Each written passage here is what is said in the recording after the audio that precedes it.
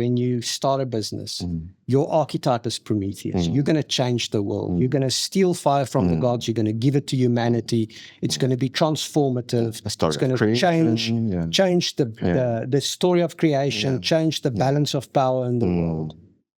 And then once you told that story, you become Sisyphus. Now, Sisyphus is the guy who every day of his life pushes a boulder up the hill.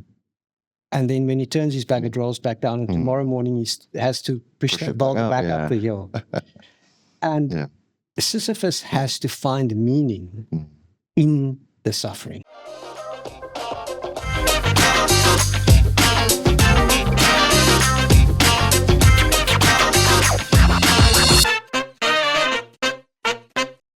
Welcome to another episode of Fintech Fireside Asia. Today, I'm joined by a very special guest, Coen, who is the co-founder and chairman of Tyme Group. Coen, of course, is fresh flying down from Singapore to join us in the studio today, and also fresh off the euphoria of having raised $215 million from Nubank. And what an amazing year it has been for you guys. I'm so glad to have you in the studio with us today, Coen. Thank you for joining us.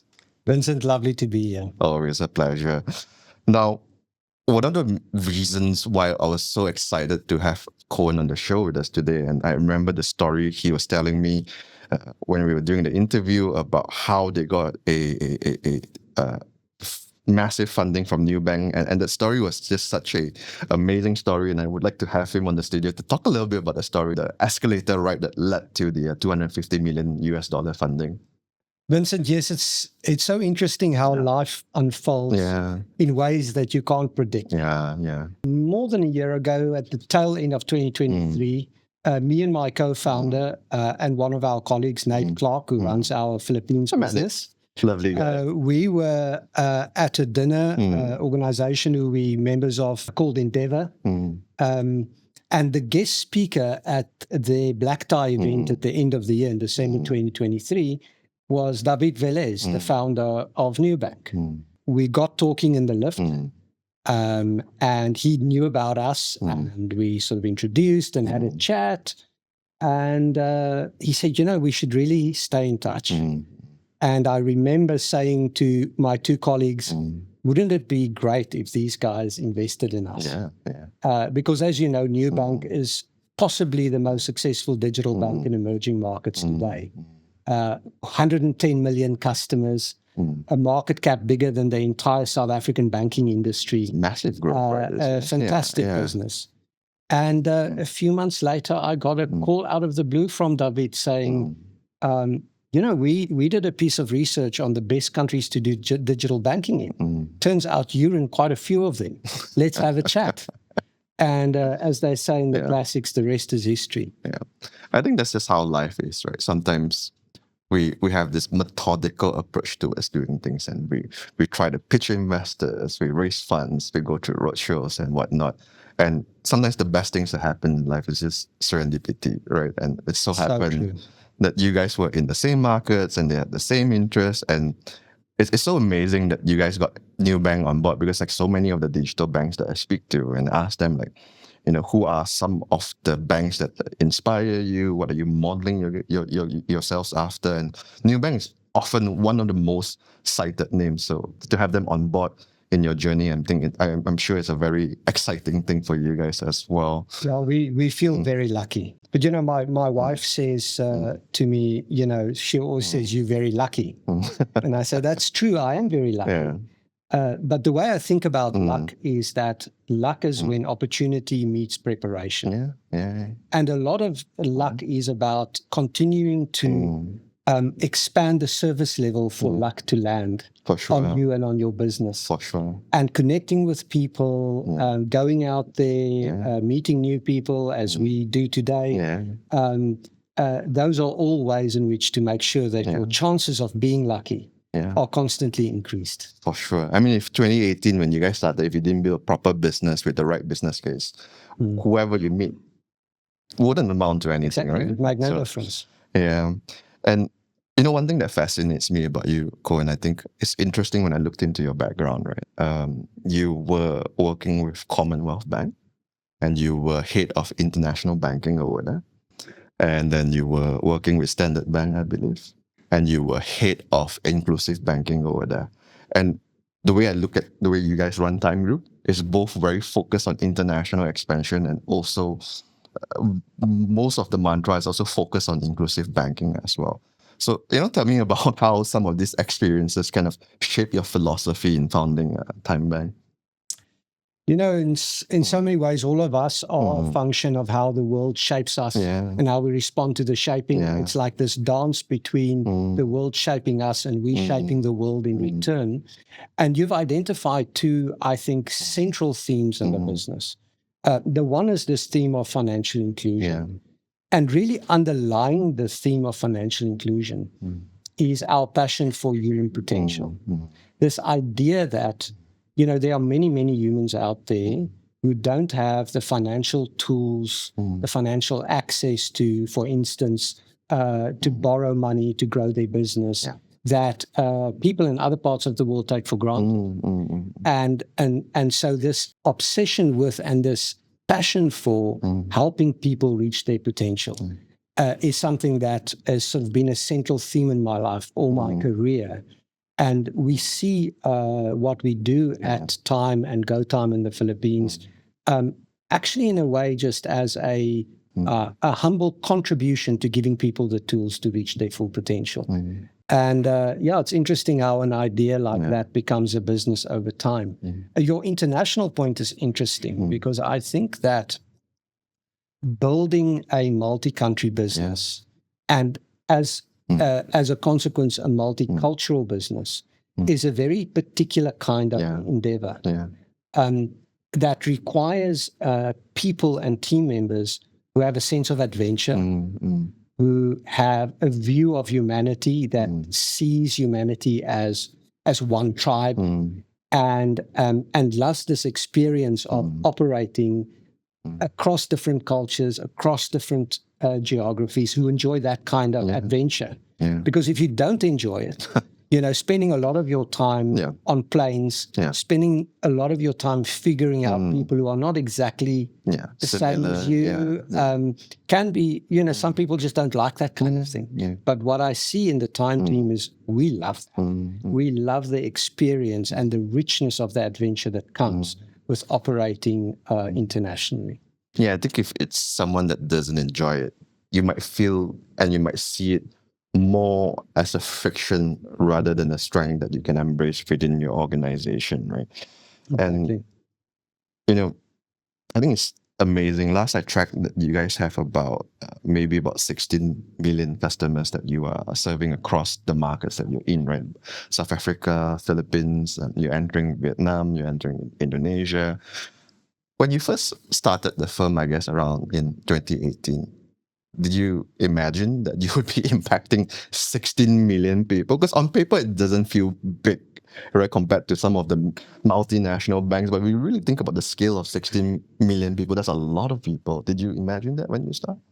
It's a crazy thing. I remember I used to say before we started, we are going to have tens of millions of customers. And I often say to the team, we needed to build a business that will ultimately serve 100 million customers. So you're only halfway, not even halfway there. Exactly. We're only 15% there. Okay, that's really but cool. The interesting thing is, part of me said that with conviction, and part of me didn't even believe it. So because it's such a big goal, right? Exactly. Yeah. And so there's this part of me, in spite of the fact that I was the guy saying we're going to do it, there's this part of me that is still surprised. There's a part of me that still goes, wow, we actually did it. And I think this is the interesting thing about the path of founders, the path of entrepreneurs.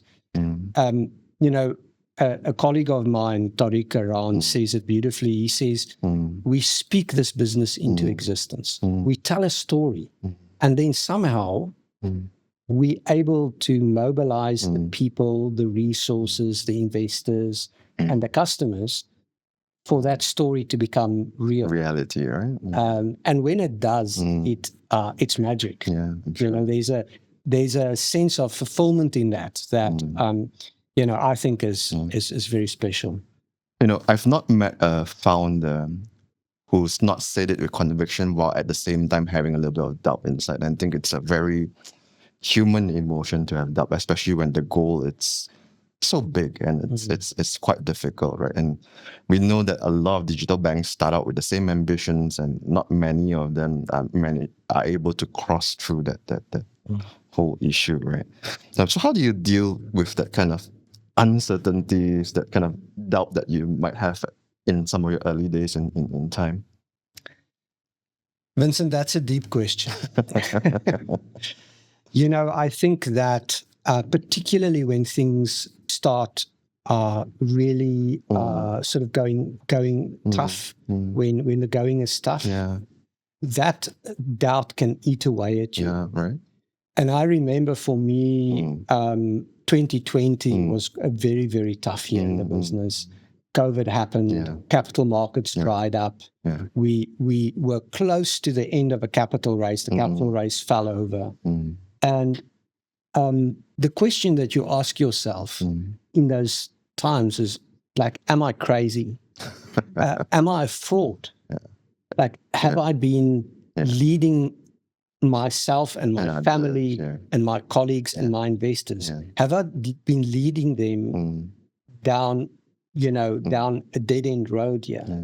Or am I leading them over a cliff, And I find that in times like that, it is so powerful to have a strong team around you and people you can have these conversations with and think through what you're doing. Yeah. So there's a healthy thing about this doubt because, the way I think about it is there are like two archetypes at play. The one is the archetype of the boxer. So if you listen to Muhammad Ali or any successful boxer, they never think of themselves as being able to lose, right? They're like, I'm the greatest. I'm going to win this fight. But you need the other archetype, which is the bookmaker, which is the person watching the fight and going, what are the odds here? Yeah. And what does this guy actually need to do to pull it off? And I think having both those archetypes at the same time in the business is extremely helpful. And so, I have colleagues who always doubt. They always think we're going to fail, right? And I've come to see the opinions of those colleagues and what they bring to the table as actually a gift that helps me actually reduce the risk of failure by always being on the lookout for all the ways in which we can possibly fail. But I can tell you, it takes, at an emotional level, it takes its toll. Yeah, I'm sure. And I think it's such a good analogy. And the other thing is that I feel like sometimes when we have naysayers in the team, there are people who would take it personally. It becomes an ego thing. Like, do you not think I can do it? And to be able to kind of achieve that kind of healthy mindset to take it as a gift, like, okay, maybe he has a point, and then you try to navigate some of these things, right? And it's interesting that you brought up one of your hobbies, which I guess is boxing. And, walk us through how that affects your thinking in business, and I guess your other hobbies in sculpting as well, right? How does that play into your philosophy of running the Tyme business? Yeah, I find boxing a fantastic hobby. It's a very humbling hobby for me because I actually spar. So I often end up sparring against guys who are younger than me, who are stronger than me, who are faster than me. I have to remind myself not to get in a fight with you then. You might beat me up.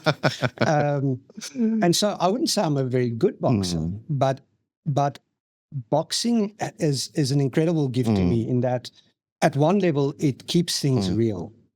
So much of our lives as people in financial services, journalism, these are very abstract jobs. Yeah. We're always dealing with words and with ideas, and a lot of the cause and effect of our decisions are removed in time and space from us. So we don't have that immediacy. What boxing does, man, the consequence is now. You feel it brings you in the moment. So last week I boxed against a guy who's in his 20s and a lot stronger than me. And I ended up with quite a big red thing on my forehead where he punched me quite hard.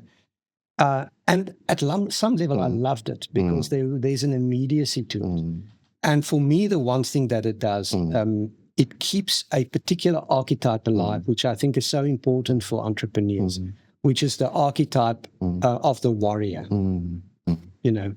And because our lives are so comfortable, we could easily allow the warrior in us to go to sleep, the person who's willing to go out there, take risks, not only to mete out the punches, but also to absorb the punches. Yeah. And so when you experience that on a regular basis, that just allows you to see the punches that you take and absorb at the office in a lot more perspective. Yeah. And to think of yourself as resilient, to think of yourself as being able to deal with adversity.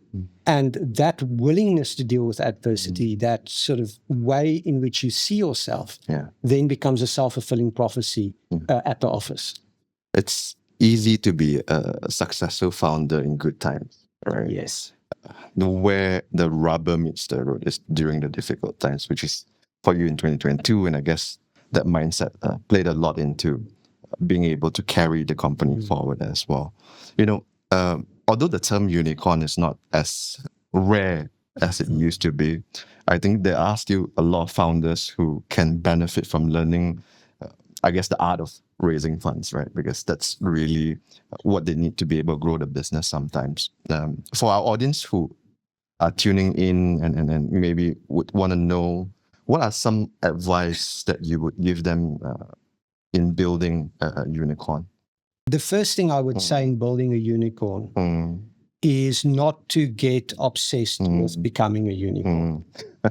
It's like happiness. It's great. It's like happiness, it's right? great. You can't think about it. Exactly. You just gotta work towards it. It's a moment, you know. It's a moment. Right. I have to say, I'm happy. I smile every time I think that the business is a unicorn, and I think about $1.5 billion valuation. It actually does make me happy. But I think that often valuation is an healthy obsession for founders. Valuation is an outcome. As you say, like happiness, it's an outcome. Yeah. And I think what we've learned, particularly through the fintech bubble that followed after the COVID years, is that a high valuation can also become a curse. So there will be business cycles, there will be ups and downs, there will be bull markets and bear markets.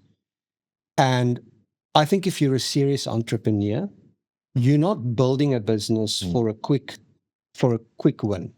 You're not building a business to get a great valuation quickly. It's, if you can do that, that's fantastic.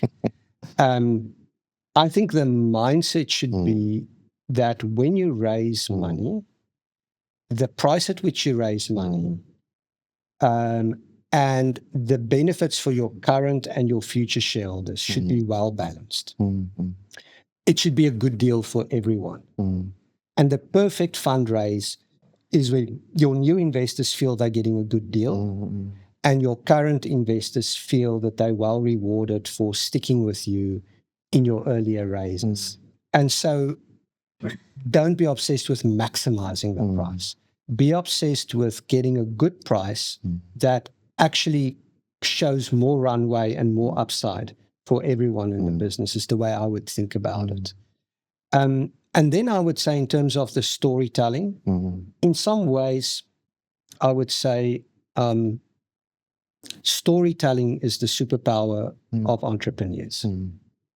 Telling a good story is extremely important, but telling it in a way that has integrity, that is well aligned to the substance of your business, is extremely important.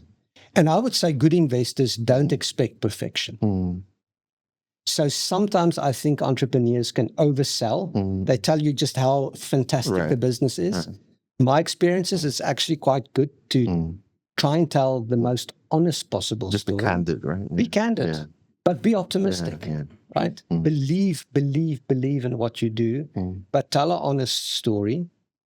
And think of your investors as being as much under a due diligence as you are. Don't just take the cheapest money. If you can, sometimes life doesn't give you the option. You just have to take what you can get. But if you can, think about your cap table as building a support club. And this is certainly the way we think about it. And we've been incredibly lucky with our investors. We've got Tencent on our cap table. They've been fantastic. We've got BII, British International Investments, the old Commonwealth Development Corporation. They've been fantastic. Our founding investors in South Africa, African Rainbow Capital, Patrice Motsepe's fund, they've been amazing. They've backed us all the way. So I can go down the whole list of partners, but try to pick partners who get smart money, right? Who have smart money, people who will hold you to account, and people you want to spend more time with, because you are going to spend time with your investors. I can go on and on, but I'll stop there. I think it's interesting because storytelling is so important, right? And at the core of our business is also storytelling as well. And I really like the point that you brought up about substance, because sometimes we meet people who just tells the story, and if there's no substance, it's really just a fairy tale, right? So at the end of the day, you got to be able to back up the story and really be able to at least deliver close to the results at the end of the day, right? Yeah, spot on. I sometimes think about a fraud and a visionary being quite close to each other. It's a pretty fine line to walk, actually. And history will show whether you end up being a visionary or you end up being a fraud, right? Yeah. And nobody wants to be a fraud. For sure, no, right? You want to be a visionary, but a visionary is somebody who understands that relationship between the truth, the world of the possible, and what you can achieve. And once you've told a story, not to stop working night and day until that story becomes reality. Yeah. So, we're talking about archetypes and so on. The other sort of pair of archetypes that I find very interesting is Prometheus and Sisyphus. Okay. So you remember Prometheus is the guy who stole fire from the gods. Yeah. So when you tell the story up front, when you start a business, your archetype is Prometheus. You're going to change the world. You're going to steal fire from the gods. You're going to give it to humanity. It's going to be transformative. It's going to change the story of creation, change the balance of power in the world. And then once you tell that story, you become Sisyphus. Now, Sisyphus is the guy who every day of his life pushes a boulder up the hill. And then when he turns his back, it rolls back down. And tomorrow morning, he has to push that boulder back up the hill. And Sisyphus has to find meaning in the suffering, has to find meaning in the hard work. And what I've come to realize is that starting a business, when you're in a founding team of a business trying to do things against the odds, it's actually Prometheus and Sisyphus. Yeah, I can imagine. It's both those parts. And to have the endurance and the belief and the grit and the will and just a combination of all those things to constantly keep going at it with the boulder, I suppose it's a tough one for a lot of founders as well. And it's easy to eventually be tired out or even give up on the journey. But, going back to the start, right? I want to talk about your early memories with Tyme. And I think a lot of times what we found years ago and what the organization becomes is very, very different, right? What are some of the fondest memories you have building Tyme Group? I think memory is a wonderful thing because I think we filter out a lot of the suffering. And then we end up with these romantic memories of the early days. But I do actually think that it is this is an important point to make, especially for early stage founders and startup teams listening to it. It doesn't feel like it, but those early days, they're the best days of your life. It's true, yeah. It's the days when you're truly in the battle, you're truly trying to achieve something against the odds. So much excitement. I remember when we started the first version of Tyme, somebody had the idea. We had all these sort of initial value propositions. and initial ideas about how we were going to change financial services in South Africa. And somebody had the idea to bring a graffiti artist in to paint these propositions. Wow. And to paint the painting at the entrance was like a economic freedom fighter, you know, with a beret, like fighting for the economic freedom of people. And they did this over a weekend, and we came in on the Monday, and suddenly, like, all the walls of our office were just like painted with this like vibrant graffiti. That's so cool. And it's a great memory because I think what it did is that it expressed the newness and the transformative nature of what we wanted to create. And, you know, reflecting on the business now, I think the question for me is, how do we as a team maintain some of that hunger, some of that belief that the world can be different, and not start to become, in all sorts of subtle ways, a little bit jaded, a little bit tired. And it's easy to fall into that trap, I feel. Easy, you know? And I think, and of course, in some ways, we all have to grow up, right? So there is some aspects of a business growing, becoming bigger, becoming more responsible, having more sophisticated stakeholders that require you to grow up. But I think one of the big questions for us is, what are those elements of the startup culture that you want to maintain? And, you know, some people say to me, stop saying you're a startup. You're not a startup. You know, you've got 15 million customers. You know, you're making hundreds of millions of dollars. You know, you're literally a bank. You're a bank. Like, you're not a startup. And like, I rebel against that. Deep down, I'm like, no. I just don't like that idea. Because I think that there's value in maintaining that, the hunger and the belief that there is still transformative things to be done ahead of us. But how do you maintain that, though? Because I feel like if it's a team of 20, it's a team of 30, it's so easy because you can directly interact with the core team, right? And we've seen so many of the early day startups which starts out with a certain philosophy, start out with a certain belief that we look at them now, they're completely different. I mean, one famous example is, of course, Google, right? And the whole phrase of don't be evil. Now, I won't say if they've lived up to it or they won't live up to it. I'll leave it to the audience to make that decision and the call. But how do you maintain that? And how big is the team now, actually, in terms of number of employees? So I think we probably directly now employ about 1,500 people. Right. So I can imagine 10, 20 to 1,000. We started with 17. 17. Wow. Yeah. And now we directly 1,500, maybe indirectly another 1,500 in our field marketing operations. The way I think about it is that that the 1,500 people, you know, thinking about it as a cybernetic organism, a combination of people and machines, the culture of that organization is a function of the patterning of behavior, how people engage with each other. But how that starts is how I engage with my direct reports, to some extent with their direct reports.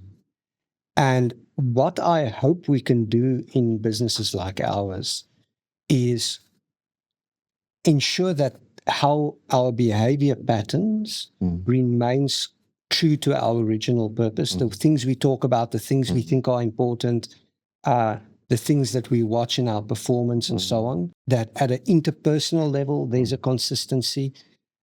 And then we try to be smart about how we design the business from a business operating model design, that we design a business that doesn't undermine what we're trying to create.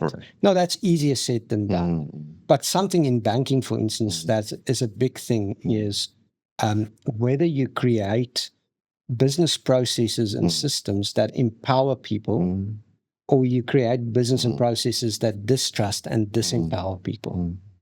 And I see it as part of my job to always be incredibly mindful of what kind of business processes do we create. Now, there is no way it's the same as when we were. No, for sure. If it was, then I think it'd be pretty problematic. Exactly. There's no way it's the same. We had nothing to lose then. Yeah. We have a lot to lose now, and a lot of our stakeholders have a lot to lose. Your customers depend on you as well. They depend on us. In fact, if you think about it, banking is all about trust. Yeah. It's all about reliability, predictability, being there for your customers, and holding like the money that is the fruits of their labor. Holding that safe. So it's an incredibly high trust environment. But I think that the job is not to give up on creativity, not to give up on a transformative mindset. And just to keep pushing ourselves, if it was easy, everyone would be doing it. Yeah, everybody would be having a multi-country digital bank. Exactly. Any plans to print the graffiti from the early days to all your new offices now? Interesting. That's a good idea, actually. I haven't talked about that graffiti thing in a long time. That's a good one, maybe to bring some of that a little bit sort of vibey, street smart thing. I went to the Banksy exhibition in Singapore with the kids over the December holidays. Right. And I think Banksy is such an example of somebody who just took an industry now, because art is an industry, and was just like deeply innovative in how he thought about it. But at the same time, very knowledgeable of his craft and the history and the legacy that earlier artists have left him. And so much of his art is actually a conversation between the masters of art and the new generation of artists. And I think banking is very... There's some parallels there, right? Right, in the sense that you have to combine this deep respect for your industry and what you've learned and what are the unchangeable fundamentals that you have to respect, and combine that with some cheekiness and the willingness to be creative and the willingness to be transformative. And I think everything for me is this, like, there is no one setting. It's not like you put your foot in the corner and you just go as fast as you can. All of life is this balance between these sort of different settings, different archetypes, and success is in that art, getting, practicing the art of both the respect for the history and the willingness to disrupt. There's also a little bit of a spirit of rebellion over there as well, right? Yes. I think as an innovator, a little bit of rebellion is always good. I think so. In fact, I think without a little bit of rebellion, not too much. The world doesn't change, right? But it's that. But it's having the spirit of rebellion, for sure, but also having this deep sense of responsibility at the same time. Sometimes I wish I just picked an industry where you could just be rebellious and not care. Not much rules of engagement and just go for it. But somehow I think even a rebel, the most talented of rebels, understand that it's a dance. That you have to sort of figure out what to learn, what to keep the same, and what to change. That's very, very true. And I guess the other thing I wanted to ask you is what's next for you guys, right? Because I remember last we spoke, you mentioned that you have plans for IPO. How's that coming along? So, I think first things first.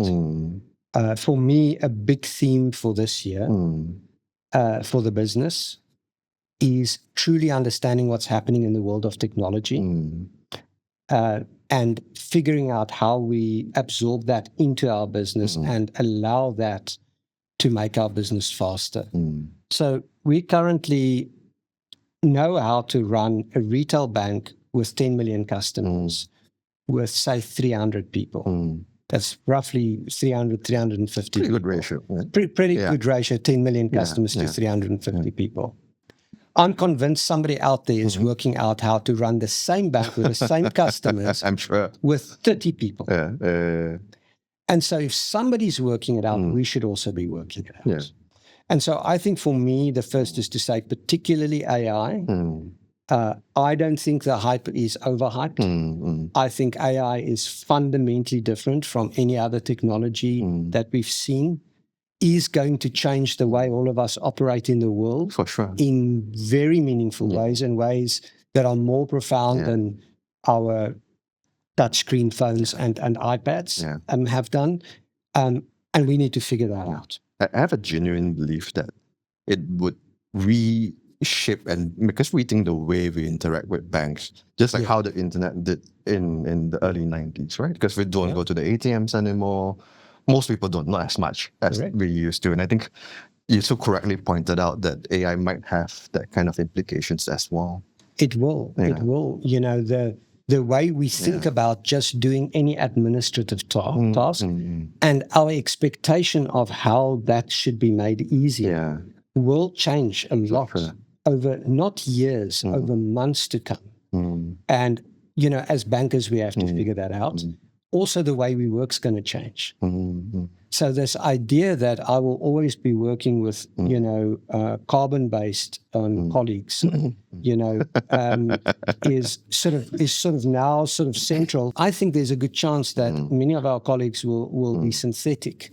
So we will be working with agents on things. We will have assistants and we will have colleagues who will actually be agents. How do we get our own minds around it? Because I don't think that actually the rate limiting factor here is going to be the technology itself. The rate limiting factor is our own minds. You know, there's this idea that the most difficult thing to change is a mind. There's a lot of truth to it, though. And so I think that there's a big cultural, there's a big change management, adoption sort of journey ahead for us both in the workplace and as consumers. And so for me, that's sort of central in my thinking for this year, is getting our minds around that. Then the other thing we've promised our shareholders is country expansion. So you've mentioned we're in South Africa and the Philippines. We're now going into Vietnam and Indonesia, making sure we do that well, that we do that in a way that makes sense for all our stakeholders, and that we bring the people of Vietnam and Indonesia something that they're excited about. So I think that's the next big thing. And then, yes, if all goes well, you know, we've said 4 years. So we at the end of 2028, we must be ready for a listing. Okay. So there's a bit of time, but not as much as one thinks. 4 years. 4 years can go quite fast.